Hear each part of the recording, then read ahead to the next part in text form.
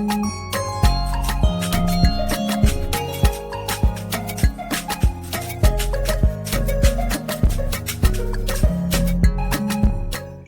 everybody. This is Paul Herman, the Prince of Motivation and host of Zaka Presents My Journey. We're creating this vulnerable and positive platform where we get inspired and motivated from different leaders from our community. Today, our guest is family medical specialist, Dr. Davisson. Dr. Davisson, welcome to the show. Good morning. How y'all doing today? Doing fine. Can't complain. Can't complain. I mean, I feel like it's another lovely summer day. Obviously, we have to enjoy it before that fall comes in and gets us. Well, it's a very lovely summer day also in Alabama here. Yeah. To be brief and tell you guys about me, my name is Davisson Edmond. I was born and raised in Port-au-Prince, Haiti. I went to school with the Catholic brothers, we call them, Les Frères de Saint-Louis, and graduated, went to medical school at the University of d'État d'Haïti, the one and only, and graduated med school in 2004. And after I graduated medical school, I came to the United States and took all my USMLE boards, which are the 4 exams that any foreign medical graduate has to take in order to participate in residency.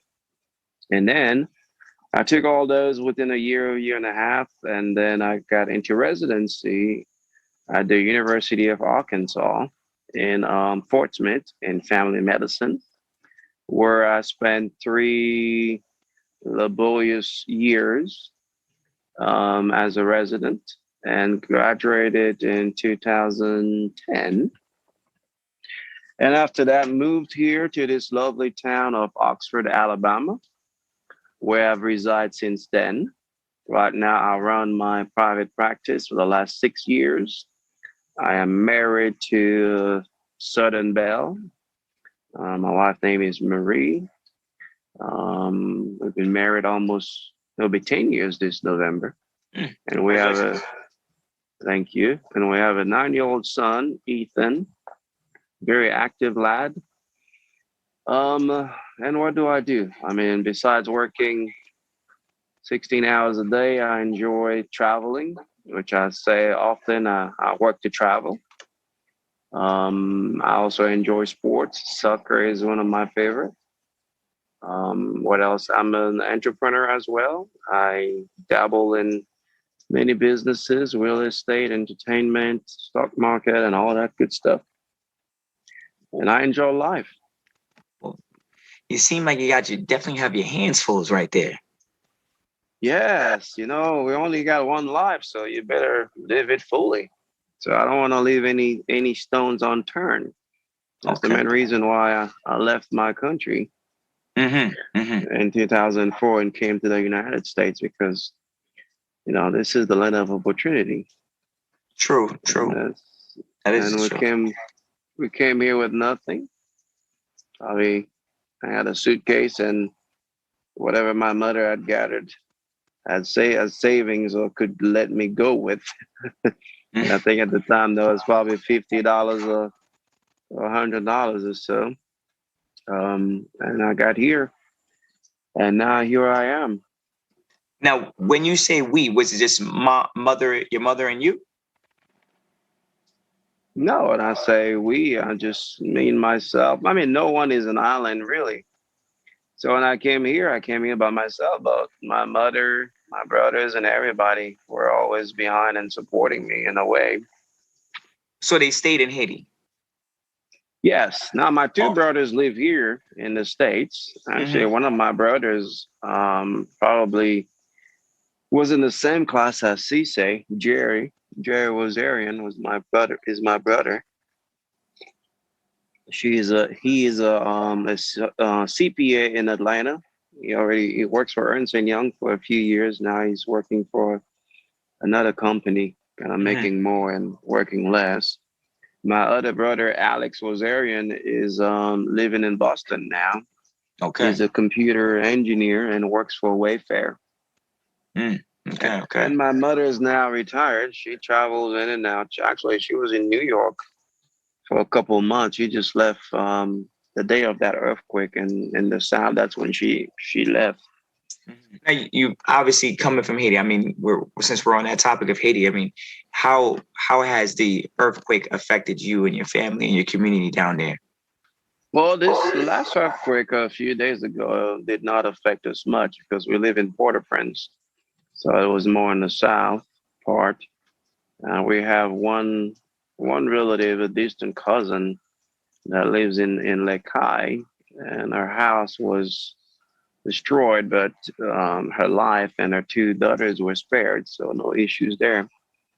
Um, the earthquake in Port-au-Prince, when 10, 11 years ago, was the one that I've lost some family members, well, distant family members. My brothers and cousins were kind of shaken by the event because one of my cousin was, um, I'll say that, trapped under the rubbles for a couple of Wow, days. wow, wow, Now, wow. now she lives in New York. She just got a baby, um, Carver. He's about 6 months old now. So yeah, Hmm. but overall, everybody came out all right. Hmm. There's just a little bit of trauma in the beginning, but I guess everybody's over that now. With that being said, is there any place that you would recommend as a relief that people could send money or even donations, any type of canned goods over to that you would recommend? Well, from the experience of what happened 10, 11 years ago, and I'm not sure if you're aware of that or where all the donations money went, and there's still rubble back home from the earthquake 10 years ago.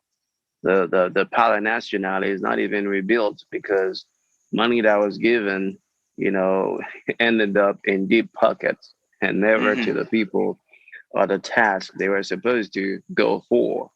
So this time around, most of us are very skeptical. So if we know somebody, directly affected, we send money to them.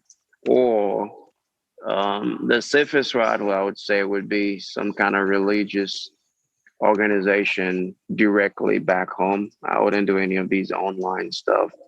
Um, or the SLG, the Fleur de Saint Louis. I think they have something set up. My mother was telling me yesterday because they have a school in Lekai as well. These guys I trust because from my upbringing with them in school and stuff like that, we always had fundraisers, for the less fortunate kids, and I've seen that money go to them. Hmm. So that would be the only thing, the only organization of people I would trust right now. I mean, I can tell you, scrolling through my social media, how many of these uh, donate to Haiti things I find. I'm like, no, shit, you fool me once, shame on you. Or is that what they're saying? Fool me Yes, twice, shame on me. yes, that is correct. That is correct. I've always, my father was very big on that right there. Now, Uh-huh. well, obviously leaving Haiti, transitioning from Haiti into the States, what was like the biggest transition thing for you? Was it the language? Was it the community? Obviously, you moved around. What do you feel was like the biggest transition that you had to work on? Well, in my situation, there were so many things to overcome that I never really thought about which one was the biggest. I think my first hurdle was basically the immigration thing. That was really my biggest hurdle because coming to a state where you only have almost like a student visa in a way, and then having to, in a way, uh, we call in French course contre la montre. Time was of the essence. Things expires, then you had to take all these tests for the medical board in order for you to get a job position in residency and then transition to more like a working visa kind of thing. So Hmm. I would say that was one of the biggest hurdle for me, immigration. And on top of that, coming in the country, you don't know anybody in that arena. You know, the lawyers are expensive, and sometimes you find those paralegal people posting as lawyers and trying to prey on immigrants that don't know much and taking a lot of money from them and can't Mm-hmm. even render the service that they're saying they can, and kind of play that, you know, things always drag in, Mm-hmm. you know, and that's a big problem there. And then also, I think another barrier was that the community as well, because in the community, even the Haitian community that I got in, besides my ex-wife at the time, because we were together there, um, it's a bit, um, I wouldn't say, like we say back home, zuzu, but it feels like when people see you come from Haiti and then you have this hunger in your belly and dreams and aspirations, they take it as an attack to them that have been there for so long and never aspired to these dreams or never accomplished much, but stay comfortable in the fact that, okay, I'm just here. I'm just in the United States. This is better than Haiti, so I've arrived. Mm-hmm. Okay, and you find these people now, you know, being a bit, um, how would I say that? Time to time, taking jabs at you, like we would say in Haiti, you know, y a point sur des fois, you know, and Mm-hmm. things like that, and always trying to discourage you, telling you, like, for example, you know, there's a straight path when you a foreign medical graduate to enter the system here. You have to take those USMLE tests, and these tests people can take 5 years to take them. But myself, I said at the time, I said I'm gonna take these within a year because time was of the essence. And then these people will say, "Well, I don't understand." And I mean, don't you have to go back to school here, you know, and do the whole 5 years that people do here, you know? You have to take four exam, and you have all these other foreigners from Pakistan and all these Indian people. They're very smart, this and that. Why don't you go study something else, like, you know, I mean, nurse assistant or things like that. I mean, it's very rare that I've found anybody to really say, "Okay, you're doing great. You like the idea. We're gonna push you." Besides the other guys, because I've had friends of mine that went to Saint Louis as well and graduated at the same time, and we all came here around the same time to take our matching, we call it in Haiti. And right now, all of us are physician. We all, I mean, we're already doctors graduated back home, but now all of us have entered the residency, you know, system, and all of us now are physician, primary care, nephrologist, cardiologist. You know, just to say, you know, Amazing. Amazing. it's just about, you know, what your dream is, and then go for it. And the United States so far is the only country that people from all over the world are coming to, you know, Mm-hmm. in order to, you know, to have a chance at the American dream. And I can say we've had a chance at it, and we did not, um, I'll say, um, let it go. We seized the opportunity. Now, when you in there, and thank you for sharing that moment right there. I know obviously having people that you come up with and making it, and you mentioned some key words. You mentioned drive. You mentioned dream. Um, I can't go without asking you and talking to you about this book you just published. I feel like conscious health. How did you come about that? I know was that a dream of yours? Was that a passion of yours to put a book together? And then, could you tell the listeners a little bit more about the book? Well, obviously, medicine has always been my passion. And I don't know if you grew up in Haiti, and if you did, you know, when things don't come easy. So from a young age, you're already seeing the struggle around you. You already fancy life where you can be productive for your own self, be helpful to others, and care for others. And I grew up in a medical family. Really, my mother was a nurse, works at L'Hôpital Général. My uncles were orthopedic surgeons, and I was a very turbulent kid. So I had many trips to the hospital with my mother for stitches. So from that young age, I was, Troublesome young man over there. Look at you playing around too much.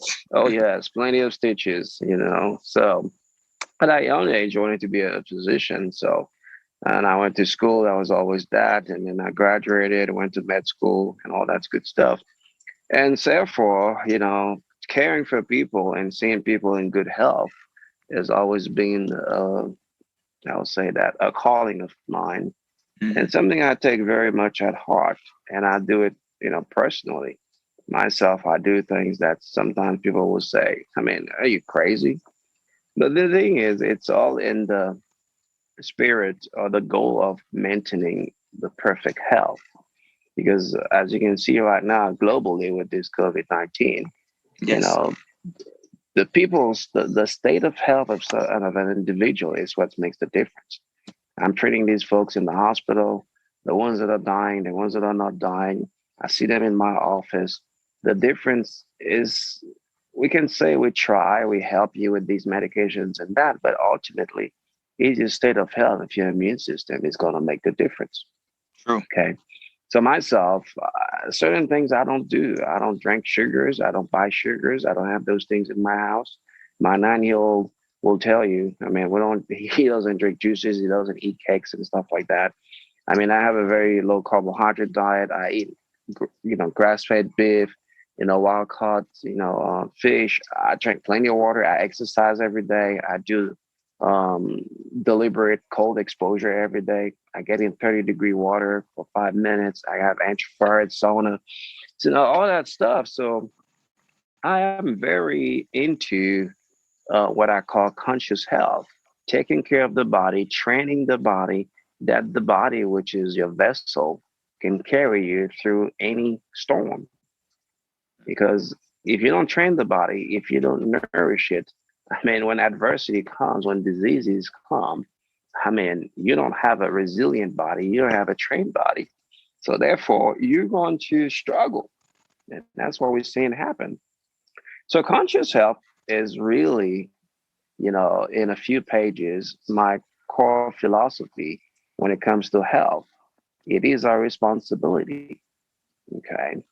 And the Western medicine, which is what I practice, and I am board certified in family medicine, we've had to become too,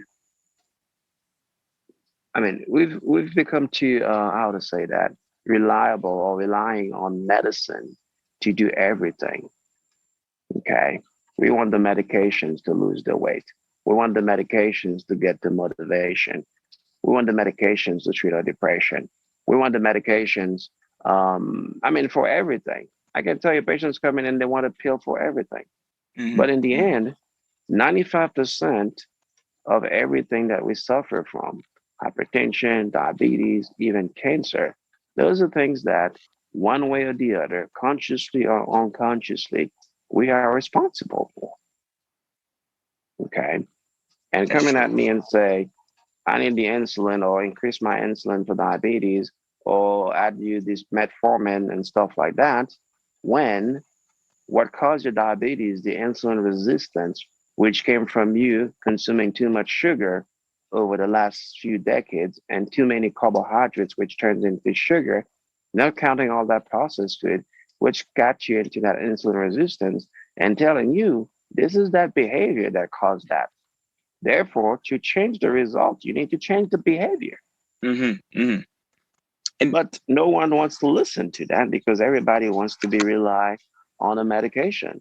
And even when you talk to the pharmaceuticals about, you pressing all these medications and these things cost a lot of money to the patients, but the revenues are billions, trillions dollars. true, it's Why the don't we medical field. spend why don't we spend a fraction of that in educating the patients, on eating right and stuff? But the thing is, there's so much misinformation on all that. And when you look, you know, behind the curtain, all that misinformation as one really final goal is the revenue. True. People saying that. Mhm. I was going to say that you are hitting something very deep. Right? I know that it's very big right now, from news, in which there is a information being put out there in the medical field. Fake doctors. On various different social media platforms, that are actually saying, "Hey, look, contact me for advice." Like how you talked about when having those individuals when you first came to the country, who were saying that they could help you out. Those in the legal world, the legal field. So how do you feel about that misrepresentation of the medical field on social media right now? Yes, and that's what really pushed me in writing this book in particular. Okay, because like I said, we came on. I mean, when the spermatozoid met that ovule, no one gave it any instructions to come up with you or me. No one. No one gave it any additional instruction to make your organs the way they are, to make everything, the hormones and everything to function. So therefore, you cannot believe that this complex organism that we are did not come with its own manual of repair. Jeez. You know, it's just staying out of its way. Okay. We mistreat the body so much, we don't listen to it so much with the way we live. Okay. That when it comes, I mean, the consequences of that mistreatment is malfunction of the organism. It's like if you don't, do your tune up in your car, don't change this and that and the others, you're going to have some big trouble. Okay. But we don't see the body like that. And it is. Okay. So, most patients, for example, they think that once they're diabetic, they're always a diabetic, which is not true.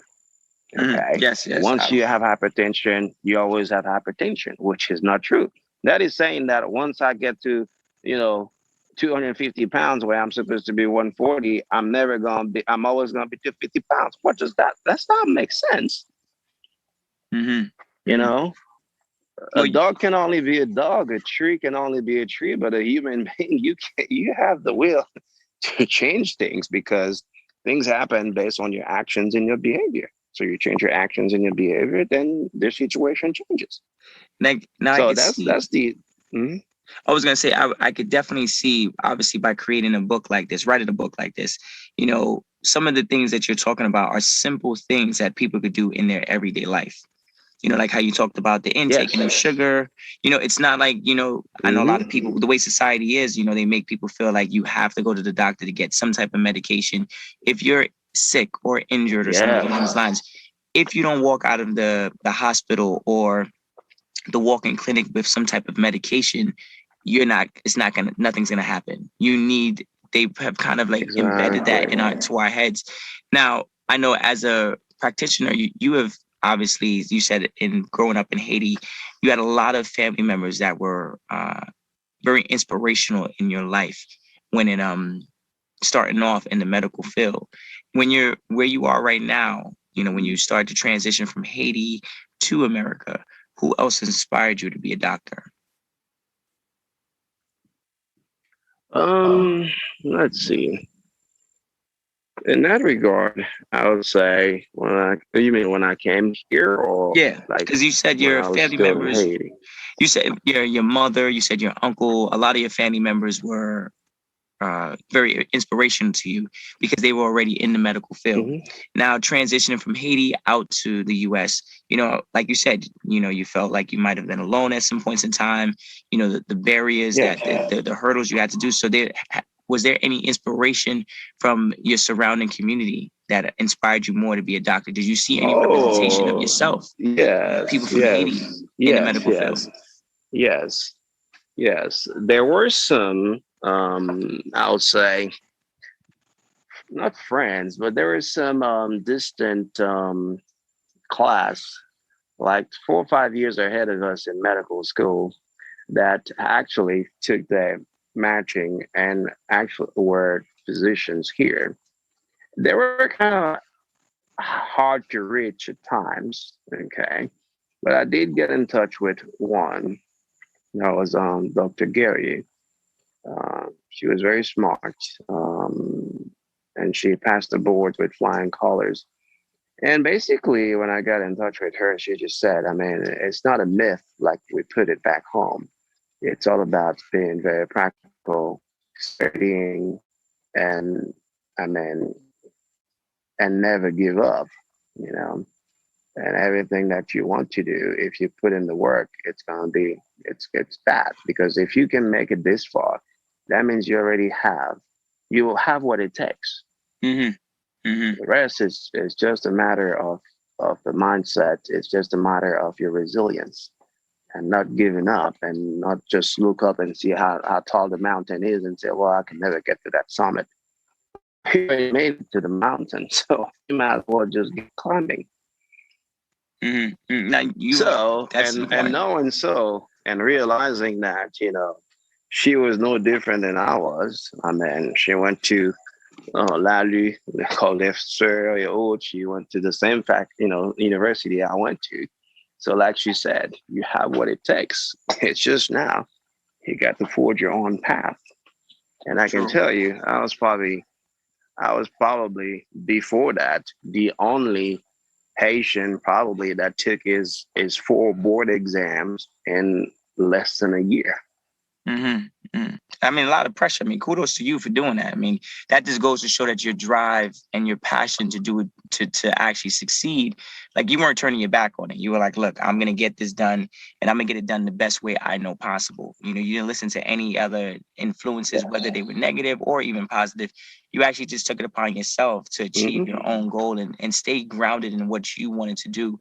Transferring from Haiti, going to your school, and you've definitely had your feet planted down firmly, within the ground and stuff like that when it came down to this. And I know a lot of times, you could be persuaded easily when pursuing your dreams, but it definitely didn't work for you. You've definitely, if you have been persuaded, it's definitely in the right direction. Now that medical study that you're and I know we obviously are dealing with a massive pandemic right here that has affected the world as a whole. Is there any medical studies or anything in the medicine world that keeps you up at night, that has you thinking? Was there anything in the medical word that this Any is similar medical? to, or Well, no, anything in medical studies, any new things that are coming up, any new medication? for this? Well, not for just COVID, Well, but in general. in general, there's always mainly in the metabolic diseases world, like diabetes, hypertension. There's always something coming out because we're always playing with that. Yesterday in the office, there was a drug rep. I can't remember what pharmaceutical company was that. Just came out with a drug that people have kidney failure and diabetes, hypertension to kind of try to, with the medication, restore some of their renal function. There was another one, about a week ago, a brand new one. It was targeting what they call the bad cholesterol and all that stuff. So there's always something coming out. It's overwhelming. I mean, the amount of medications that we have now for diabetes alone, I mean, it's just whoa. Yeah, no, They can even teach you all that stuff in medical school these days. I mean, because they can keep up. Well, it goes to show what the country that we're living in, the world that we're living in, where, you guys in the medical field are actually pushing those boundaries and obviously developing new medicine, new practices to help out, everyone, across the world. Because whatever you guys discover here in the US, obviously we could definitely benefit someone else across the world.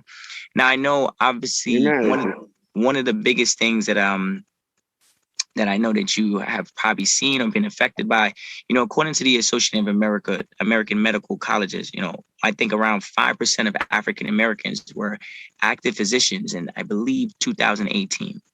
Being like a leader, being where you are right now, seeing the things that you have seen, traveling, being in the various different institutions, learning. Have you noticed any of anything evolving from there? Do you feel like that is changing? I mean, 5% is pretty low. Well, the problem is also in the American community is that that's my opinion, and that's what I've seen the last. I've been here since 2004, as 17 years, and I've been traveling here since I was little for summer times. What I see in the African American community is that we are still enslaved in a way by our own ideology and also our own philosophy in a way as a victim. And we also, although the chains are not there anymore in a way, we limit ourselves in things stating, I've heard myself, African Americans growing up here telling you this is a white people job, white people's go to doctor, white people's go and be, a lawyer and stuff and things like that. And also the environment in a way is not letting these young kids, African American in a way, see beyond the walls that they've erected what the opportunities are for them. I can tell you how many kids here don't even know that certain states, like in Arkansas where I was, African American, you get scholarships to med school. When I had the medical students come in and rotate when I was in residency in Fort Smith, Arkansas, the biggest one of the, I think, is the second city in Arkansas. The few black ones, the African Americans that were there, I mean, I could hear sometimes when I'm talking the envy of the Caucasian ones, okay, because these guys had no loans. These guys had no loans because because of the minority they are, okay, they have given them free med school. That's about $50,000-$60,000 a semester. That is true. Sure. And even then, okay, these positions were not filled.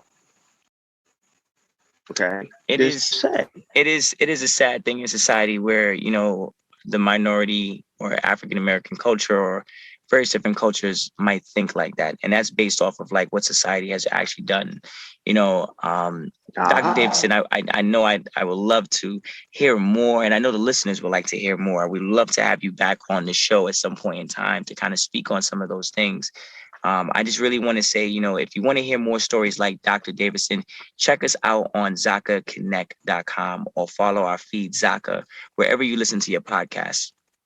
Dr. Davisson, I just want to thank you again for being a part of the show today and sharing your story, words of inspiration, and really just inspiring our listeners to actually want more for themselves.